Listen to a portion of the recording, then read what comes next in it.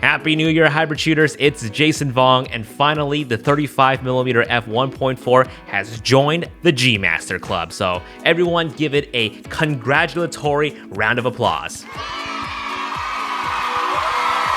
I actually got a chance to play with it, and I gotta say, it's perfect, in my opinion.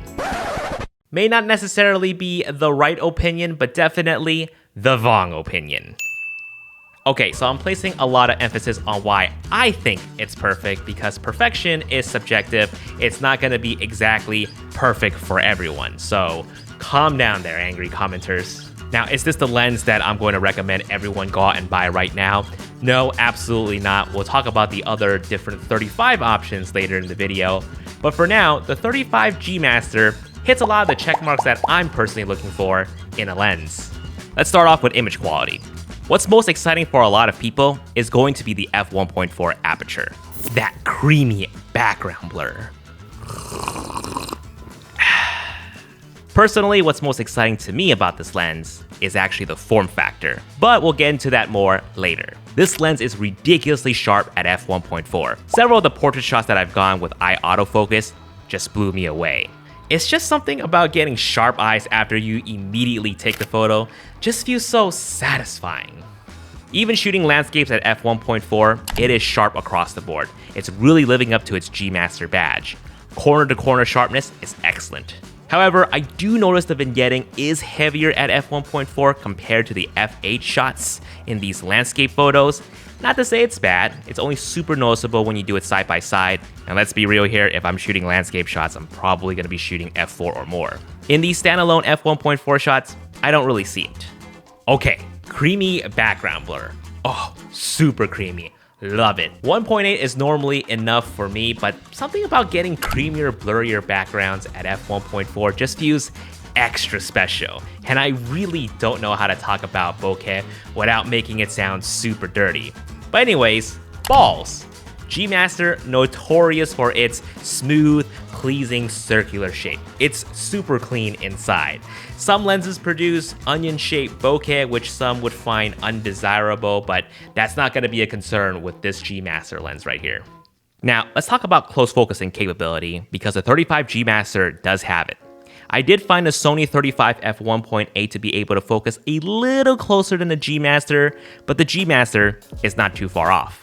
Most people who would be picking up this lens aren't exactly going to be doing macro level photography, but if you need to get close to maximize the blurry background or simply getting detail shots, you can definitely make do with either of the 35s.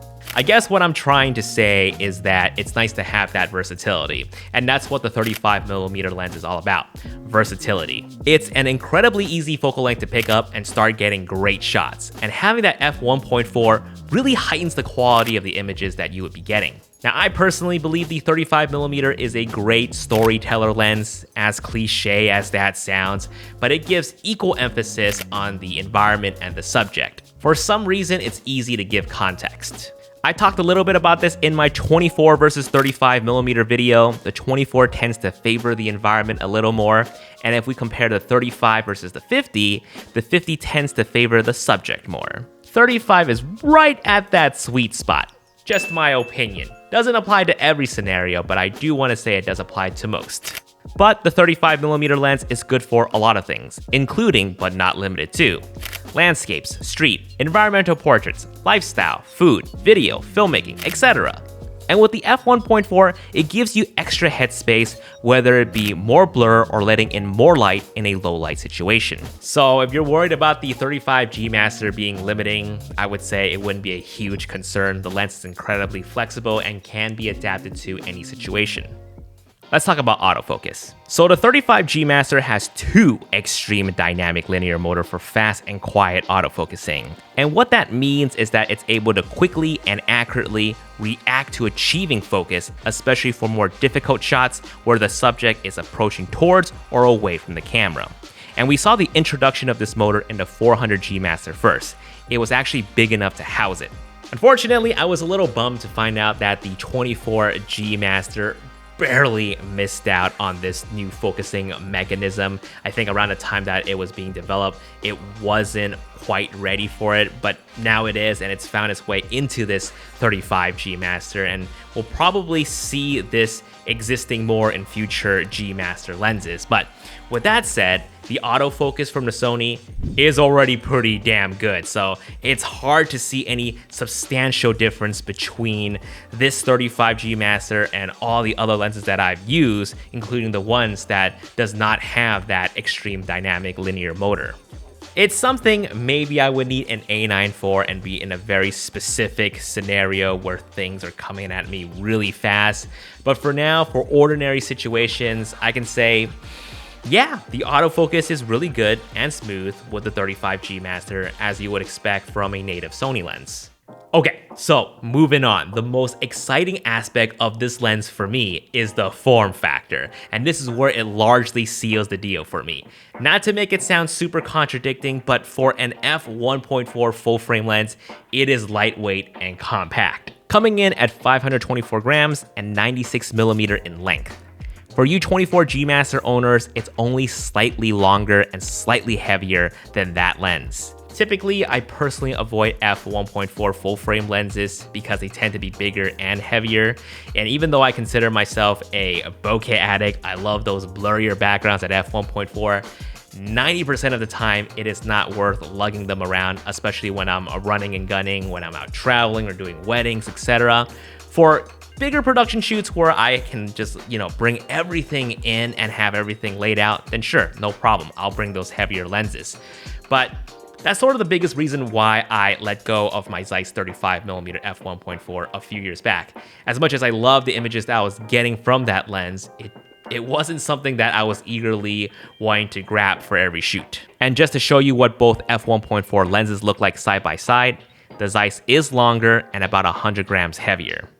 On paper, it doesn't seem like it's a huge difference, but when you're actually using them for a long period of time, the length of the Zeiss combined with the weight can start to drag you down. I didn't feel that way with the 35G Master. I rocked it on the A7C for photos. I thought it was a great combo. I do feel that front drag, however, but definitely not as much as if I had the Zeiss on. Even on the A7S III, it feels nice too in the hands, especially for those of you who prefer the bigger grip, but it's also a light enough setup to have on a one-handed gimbal. I love how they kept the filter thread size at 67mm. Both the 20mm 1.8 and the 24GM both have the 67mm filter thread size. And I personally own a lot of filters in that size, so I can hot swap the NDs and the circular polarizer across different lenses. So 67mm filter thread size, in my opinion, is the sweet spot for these full frame compact lenses. Put another check mark on that. Now, a few folks out there who are watching might be asking, hey, why couldn't Sony make this an f1.2 lens like Sigma? I mean, yeah, they could have, but then we would have a bigger and heavier lens. So if you don't mind the size and the weight, then hey, you said it yourself. Sigma has that option for you. But in the recent years, Sony's been striving to take traditionally bigger, higher quality, faster aperture lenses and simply removing the traditionally bigger part. And what we're left with is the higher quality, faster aperture lenses. And we've seen it in the award-winning 24GM 1.4, lightest and smallest in its class, and we've even seen it in the bigger primes like the 400 2.8 and the 600 f4. Those are way lighter than its competition. So with the 35G Master, same thing, they were able to narrow it down to the right size while maintaining the sweet spot at f1.4. Okay, so price and do I recommend it? They're pricing this at $13.99 and it will be available sometime in February 2021. They priced it similarly to the 24G Master, and that's a really popular lens. People swooped that right up right when it came out, and it was out of stock for nearly a year. You'd be lucky to pick one up because most retailers only ever get one or two in stock at a time, and I personally didn't get mine until 1 year later. So considering that, price-wise, it ain't too bad. And I see this 35G Master following in the 24's footstep, trying to replicate its success, being small, compact, f1.4, and sharp. So if the 24 didn't appeal to some folks because maybe it's a little too wide, the 35G Master might be their answer. Now, if you've never shot with a 35mm prime lens before, I highly recommend the Sony 35mm 1.8.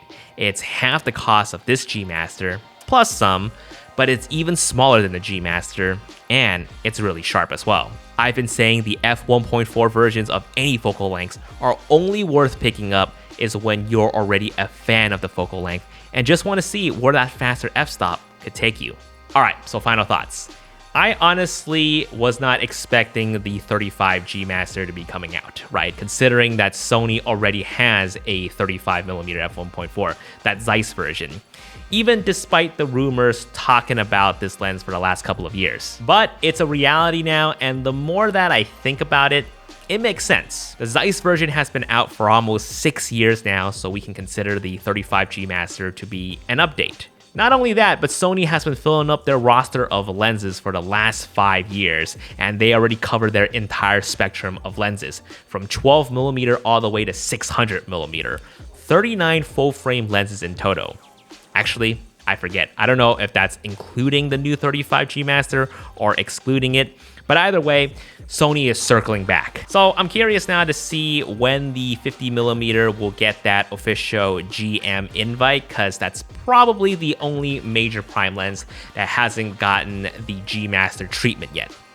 I always think it's far off, but who knows? Let me know in the comments down below what you think of this 35 G Master and if you will be pre-ordering this lens. Vivian and I always strive to bring you guys the best and most unique image and video samples whenever we talk about cameras and lenses. And oftentimes we have high production costs to make this all happen. It's sponsors like SquareSpace that help fund our production budget so we can keep bringing you guys more high quality samples. So the best way to support us and to help us continue to do what we do is to simply check out how SquareSpace can help you. Link down below. SquareSpace is an all-in-one platform to create beautiful websites. No coding knowledge whatsoever. Perfect for people like me because I just want to make YouTube videos for you guys and not have to worry about coding my entire website. Simply just select one of their templates to get started. Every aspect is easily customizable with their drag and drop feature. Whether you're in need of a portfolio, an e-commerce store, or even a simple blog, design it with SquareSpace. Use my link down below to test it out, and when you're ready to launch your first website or domain, use my code JasonVong to save 10% off. Guys, thank you so much for watching. I'll see you guys in the next video. Peace!